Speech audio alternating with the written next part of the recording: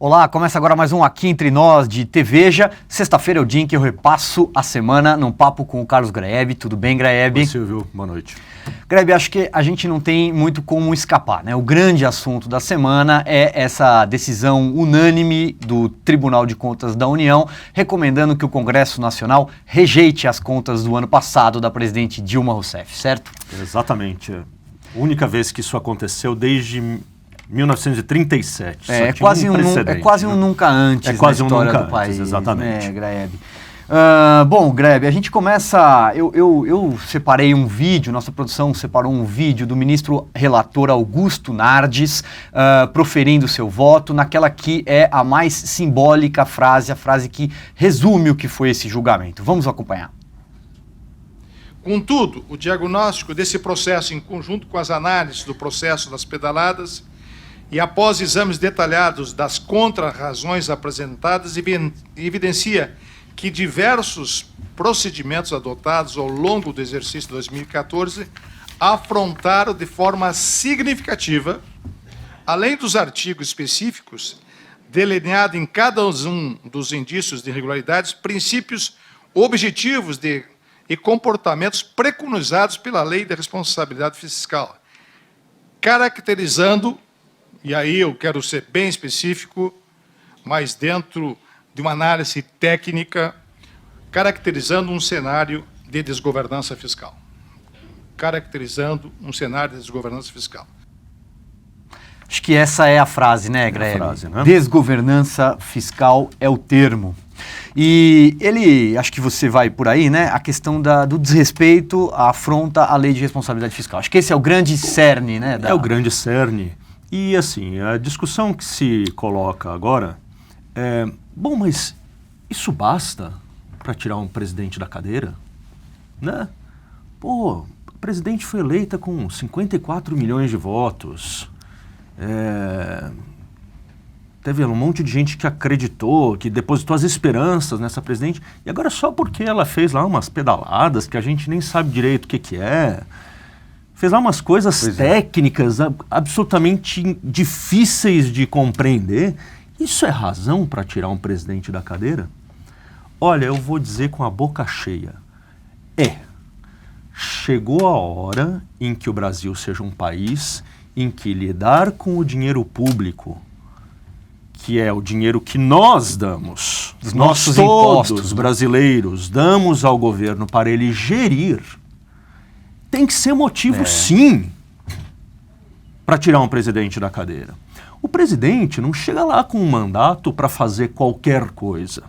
Ele precisa usar o nosso dinheiro, o dinheiro público brasileiro, segundo parâmetros de transparência, de previsibilidade e, sobretudo, de legalidade.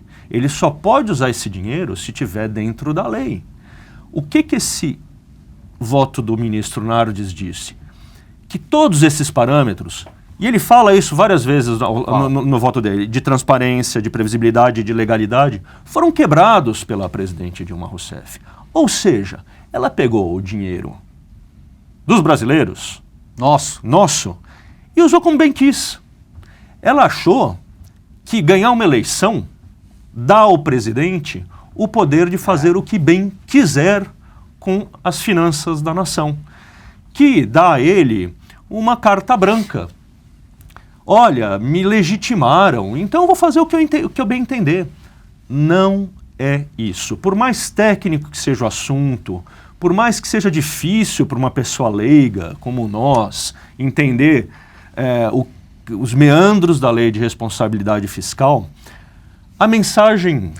Uma conquista do nosso país, a lei de... Estou errado? Exatamente. A mensagem geral não é difícil de entender. A mensagem geral é simplesmente essa.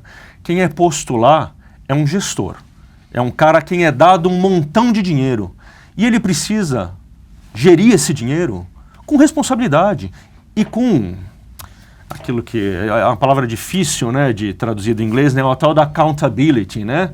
Ele precisa dizer como é que ele faz isso. Ele precisa se ater às normas, às leis.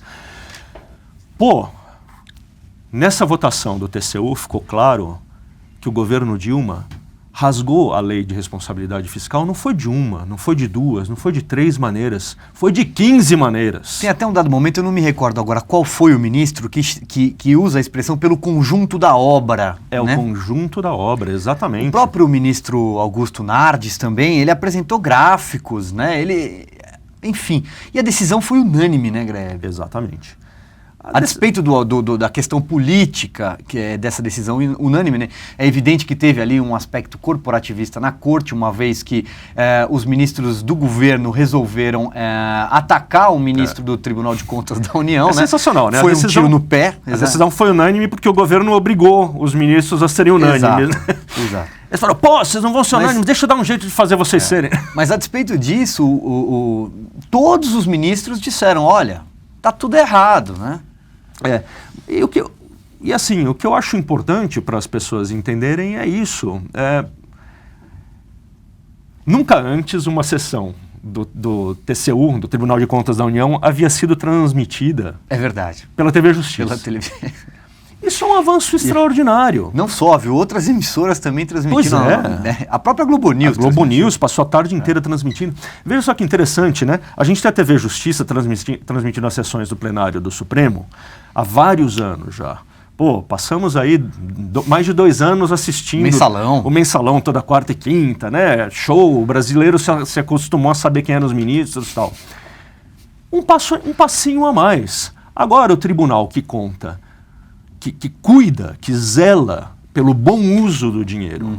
Não o tribunal, né? Mas o órgão. É um órgão de assessoramento do legislativo. Isso, né? tecnicamente é isso, né? Mas o órgão público, que tem a responsabilidade de verificar se o dinheiro está sendo bem gasto pelos gestores, recebeu a atenção que merecia. Está mais do que na hora do brasileiro entender e cobrar dos governantes isso. Nós não estamos lhe dando o direito de usar o dinheiro como você bem entender. Você tem que cumprir as regras. E se você não cumprir as regras, você vai pagar por isso. Você vai pagar por isso como? Sofrendo um processo de improbidade administrativa, é uma das consequências possíveis da reprovação das contas, ou no caso da presidente Dilma, como ela está nessa situação política calamitosa, pode resultar também no impeachment. Porque, veja bem, é importante entender isso, né?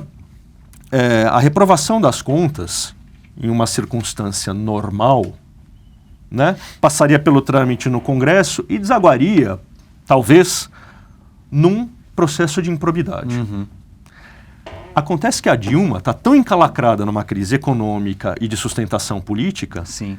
que esse relatório aí pode servir, como a gente bem disse na nossa manchete, e deve servir de gatilho para uma coisa que poderia correr em paralelo, que é o processo de impeachment. Exatamente. É a fundamentação, até, vamos dizer, jurídica, para um processo político, né? Ele não é... de impedimento. Então, daí eu estava querendo entender isso essa semana, né? Qual era a lógica do encaminhamento do processo de impeachment, né? Conversei com o nosso amigo Marco Antônio Villa, que está escrevendo um livro sobre impeachment do Collor. Então mergulhou lá nessa história toda, né? Nos meandros. E conversei com 2 parlamentares que tiveram papéis importantes, 2 ex-parlamentares, tiveram papéis importantes no impeachment do Collor. E, portanto, sabiam bem como é que tinha transcorrido tudo, né?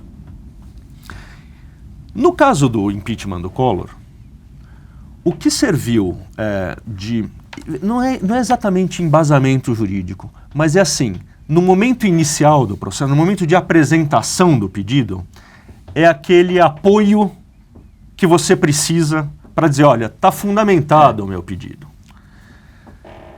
Naquele caso do Collor, foi um relatório de CPI, certo? Sim.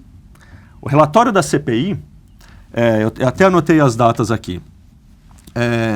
O relatório da CPI foi aprovado em 26 de agosto. O pedido de impeachment, que acabou prosperando, chegou ao Congresso em 1º de setembro, 5 dias depois. Sim. O que aconteceu? Eles apensaram uma coisa a outra. O pedido veio depois, certo? Podemos ter um cenário parecido agora? Só que invertendo a ordem. O pedido já está lá, Exatamente. E agora vai chegar o papelório que dá uma causa, que mostra, ó, isso aqui não é um pedido que veio do nada. Tem uma razão, né?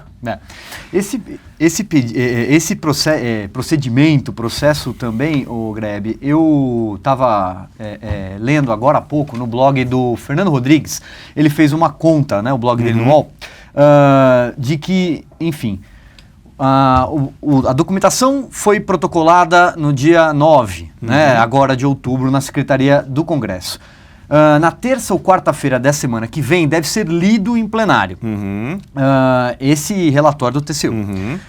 Então, a contar o prazo de tramitação dele na Comissão Mista de Orçamento, que é para onde vai agora, onde vai, enfim, emitir um parecer e votar, pode-se levar 82 dias.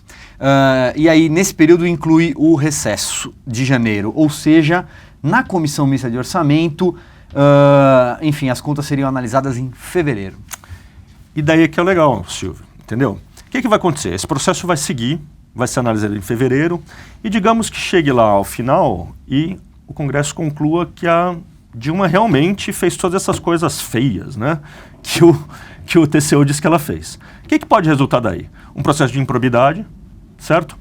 E que vai levar a uma perda de direitos políticos dela, certo? Exatamente. Isso não obsta o trâmite do processo de impeachment. Uma coisa não está ligada à outra, entendeu? O pedido de impeachment também deve ser lido, também pode ser lido nessa semana que vem agora, que começa na Câmara, e daí começa o processo o trâmite do impeachment propriamente dito, no qual esse relatório do TCU é apenas pensado, né? Também. É um apoio. É aquilo que dá o cheiro de que ali tem uma coisa legal. Porque a primeira fase do impeachment não tem prova. Ela é muito rápida. O que vai acontecer? Eles vão ler o pedido, vão dizer se tem razão ou não para começar o processo, certo? Vai ter um relatório muito rapidamente dentro da Câmara. E esse relatório da Câmara, depois, se houver a abertura de fato do processo de impeachment, ele vai correr no Senado, sob presidência do ministro do STF. É ali que começa de fato a fase probatória, ouvir testemunha e tudo mais. Então, as coisas vão correr em paralelo. Muito bem. Legal, Graeb. Bom, obrigado. É isso aí. Eu acho que as duas mensagens importantes para ficar nesse momento legal, não é um motivo menor. Gerir mal o nosso dinheiro é razão sim para que um presidente tenha que sair. Se foi tão escandaloso, tão ilegal tudo o que ela fez, como parece no relatório, é motivo para que um presidente saia. Eles não podem fazer isso. O segundo é que, olha, a dinâmica política do impeachment pode se precipitar a partir de agora. Ela não depende da votação desse relatório lá. Cria-se uma lógica própria do impeachment, que começa na Câmara e depois vai para o Senado. E, como disse o ex-presidente Collor, numa entrevista recente ao Fernando Rodrigues, inclusive, também, ele estava lembrando justamente disso. Ele falou, TV UOL, não foi? Eu não me lembro se foi TV UOL que foi. Ele falou assim, olha,